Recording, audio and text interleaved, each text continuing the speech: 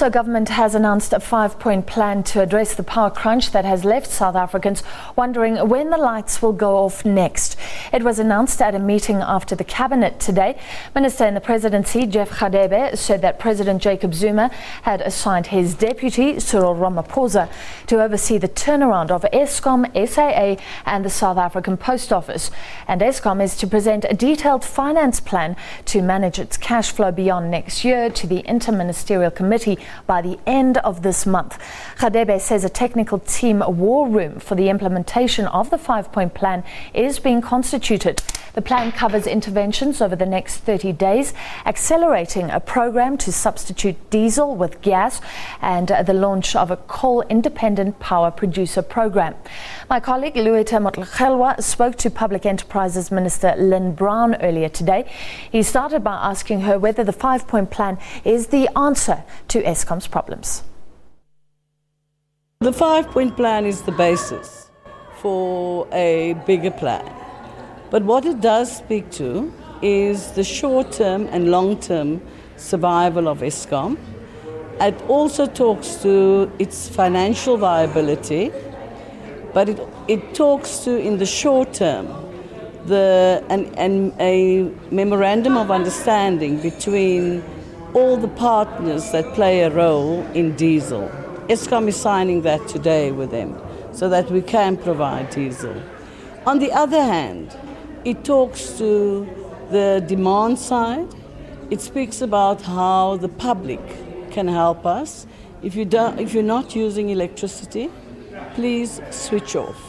Where would all the funding come from? We know about the financial problems at Eskom. We know government has money coming from Treasury next year. But for the immediate future, where would the funding be coming from? At the moment, Eskom has to provide us with a financial plan for the next 30 days.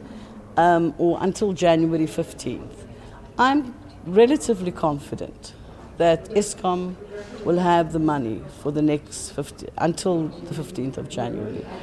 And then beyond that, government will be working on a financial plan with Eskom to make sure that we take Eskom into the future.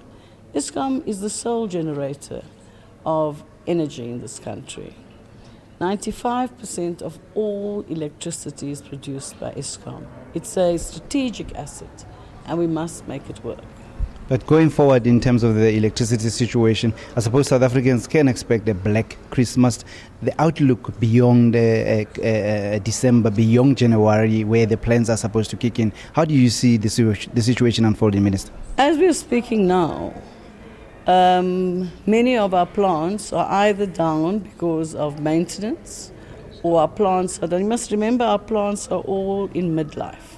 They are, the life of a plant is 50 years. There are only 4 plants who are under 50 years. By the end of, by the early January, Medupi comes online.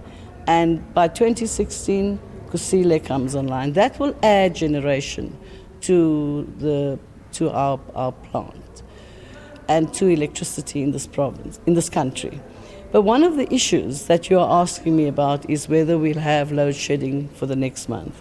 We've had 11 days of load shedding, 2 hours in most cases per day if it's stage 1. If it's stage 2, it's 2 hours twice a day. So there's no blackouts that are happening in the country.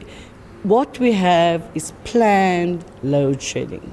The issue of the reshuffling of boards at Eskom and other parastatals, how did it come about? What was the thinking behind that? There's no reshuffling of boards.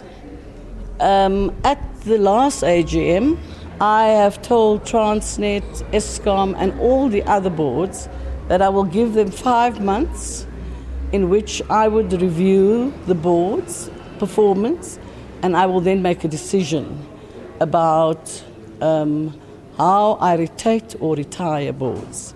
In the case of Eskom, I've retained the chair because at the moment Eskom is having serious challenges. I want continuity, and I kept 2 people on from Eskom. And then for the rest of it, I've appointed new people who have financial, governance, engineering, all the skills needed for oversight over Eskom.